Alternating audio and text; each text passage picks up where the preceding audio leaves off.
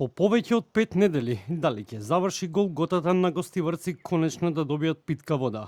Од централниот и од локалниот кризен штаб беше оценето дека квалитетот на водата во Гостивар се подобрува, а гостиварци го чекаат моментот кога ќе биде укината забраната за користење на водата за пиење и подготовка на храна.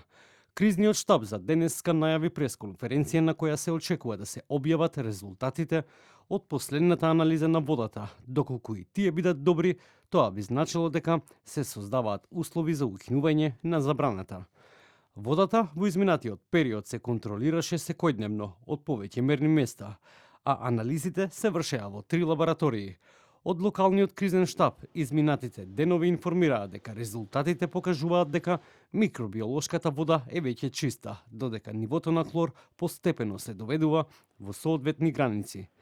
Трите лаборатории земале мостри на секои 12 часа.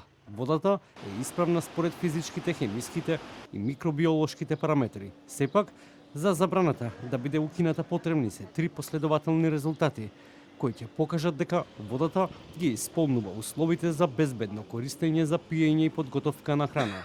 Од кризниот штаб апелираат граѓаните да не брзаат со користење на водата за пиење, се додека не добијат официјално зелено светло од Институтот за јавно здравје и Агенцијата за храна и ветеринарство дека водата е безбедна за употреба.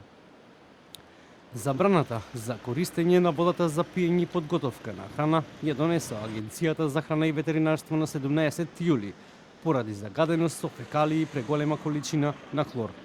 Од ДАХВ треба да ја донесат и одлуката за нејзино укинување.